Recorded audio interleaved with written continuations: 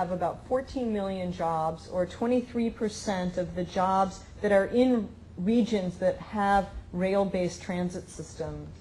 And these rail-based transit systems vary in size, and the number of jobs that are close to transit, of course, the percentage varies by the size of the transit system. That makes perfect sense. And of course, the systems with the biggest the regions with the biggest rail systems have the most jobs near transit, so that should make sense. But there are certain sectors, certain parts of the economy that benefit from being in these dense settings, and this shouldn't, again, be a surprise to you. The employers like it because it gives them greater access to a shared workforce. You have access to complementary firms. In other words, I can walk down the street to see my accountant or my lawyer. They have what economists like to call the knowledge spillover, which is sort of the, this churn of workers who go from Google to Facebook and back again, and all that kind of stuff. And they're taking technology and ideas, and there's a lot of cross-fertilization that goes with that. And then there's the urban amenities that come with firms clustering. And we see this more and more where and Seattle is just a crazy example of this. How many of you have been to Seattle recently and seen what's going on? Did you go to see South Lake Union? Did you see the streetcar? No? There's a great streetcar. And Amazon has moved its offices from, they were kind of in a location out of downtown. They were actually in an old hospital building. It was kind of a cool looking building. They've moved right to downtown, and they're building building after building, and their workers all ride this streetcar from where their offices are right into downtown, and then they can get on the light rail, they can get on the bus, they can get on the monorail. No one really rides the monorail except tourists going to the Space Needle, but still, those workers want urban amenities. They want to be near restaurants, they want to be near shopping, they want to be near housing if they can. So all of these things that allow these businesses to cluster and concentrate, but they don't have as many trips by car because people can come by transit. Makes a huge difference. So nationally, again, these are the sectors of the economy that like to be near transit. The knowledge-based sectors are things like software, computer science, eds and meds, or education, and hospitals, and then interesting that government has such a high bar there. But when you look at employment change, where there's been employment growth near transit in these sectors, it's interesting to see that the knowledge-based sector has been growing near transit, eds and meds, education and medical institutions, entertainment has been growing near transit. But when you look at the percentage of jobs near transit, there's been a decline. So in other words, even if I've got 5 new jobs near a transit stop, say in software development, there's still 10 new jobs that are someplace away from transit. So this is a problem. So we want jobs near transit. How do we sort of make that work better? In the Bay Area, it's interesting to see that 23% of our jobs, so this is a little lower than the national average, and think about what this means for other places in California if we're the most concentrated near transit. Okay, 23% of our jobs are within a half mile of regional transit.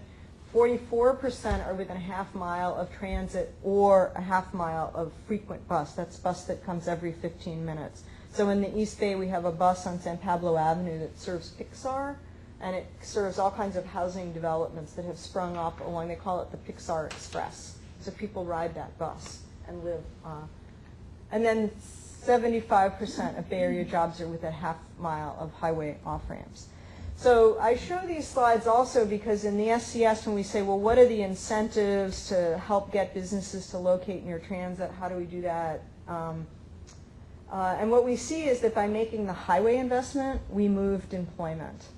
And I think by making better transit investment, we can probably also move employment. We can talk about that more later. But anyway, Bay Area employment near transit has declined in absolute numbers since 2000, and this just is showing for these PDAs, these areas that are the ones where we want to see growth, and then the other. So you see it peaked in 2000. I think that's probably reflecting the dot-com boom. It declined by 2010. And the percentage of jobs as well has declined, so both in absolute numbers and in and this trend towards employment dispersal reflects some, again, where highways were built, and this is an example from the East Bay, but you can see that southern Alameda County, which only now is getting BART coming to most of the southern part of the county, had a lot of construction in the period between 1980 and 2000. So it sort of makes sense that people are following the roads. So, but at the same time, these knowledge-based jobs have continued to grow in the PDAs, in the dense places where we want them to go. So here's for information. Again, that's software and professional and business services. There was a little drop-off, but it's still pretty done better than the region as a whole.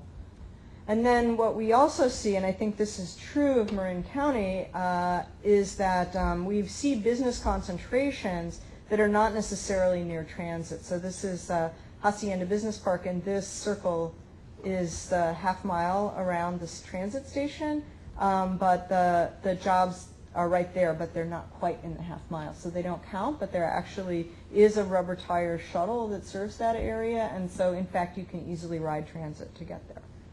And so the transit supportive sectors in the Bay Area are forecast to grow the most. So these are the employment projections now for the Bay Area. Actually, I think this might be a little bit older set, but it's still, this is professional and business services. So this is the sector where we expect to see the most growth. And this is the sector that also likes this to cluster or concentrate. So when we talk about, again, thank you, Danielle. Just say, okay, we get it, fine, thank you. There we go. When we talk about, well, is the SCS really pie in the sky, or can we actually really think that some of this is going to happen? And this is what tells me, yeah, I think we could make this happen, because really where the growth is coming are going to be in sectors that actually work well with transit. So now going through those, let's talk about some of the game changers that can help. How many of you have teenagers or kids who text? How many of you text yourselves? Yeah, I keep thinking I'm going to teach my mother to text, but then I'd be hearing from her really often, so maybe not. But I do hear from my kids all day long, right? Texting. Anyway, in terms of the game changers, I think the #1 game changer, particularly for Marin County, is going to be SMART. And the reason for this is because SMART actually connects jobs and housing. And I think that there are a lot of people, and I think probably rightfully so, who when they first started talking about SMART just couldn't envision how this could possibly work. But when you look at what's at these stations, and this is really rough, the way I roughed this in, and these colors don't translate very well on this screen, but this, what looks kind of like brown here, what color would you say that is? Whatever that is, these colors are places that are going to be a lot of employment, or employment mixed in with housing and other kinds of retail uses. And then the yellow are places that are mostly housing. So I think what's sort of interesting about this is that a bunch, and this is just in the, phase 1, a lot of these station areas actually represent an important part of the spine of Marin County's employment.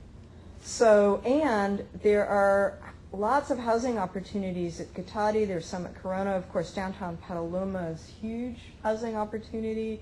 Hamilton, I don't know how much new there is, but there's a lot of housing there so that people can comfortably live, if they want to, in one of these yellow communities and take the train to one of these brown communities. And Marin County will have this dynamic that we see in other places where you can actually live and ride the train. And of course, when you add in SMART Phase 2, which is going to connect all the way down to Larkspur, you'll have a connection with the ferries, and then at least you'll be able to ride the ferry to San Francisco, or if the ferry system expands, you could get over to the East Bay as well. There's not currently a ferry to the East Bay, is there?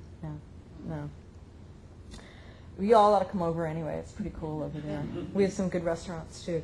But the point is that these connections that we've talked about between jobs and housing are really set up in the SMART corridor. And what we've seen from other places in the Bay Area, that transit and transit-oriented development can truly be transformational. So this is Contra Costa Center. We used to call this the Pleasant Hill BART station. I don't know if any of you all been out there. They did a planning process out here in 2000, 2001. And I didn't put this up, but you might be interested. These buildings that you see here are buildings that the community signed off on. Like, this is what was in the plan. And they built this beautiful pedestrian and bike bridge. But I think one of the things that's cool about this is exactly what the community envisioned, and it's exactly what got built, because they did a really great planning process out here.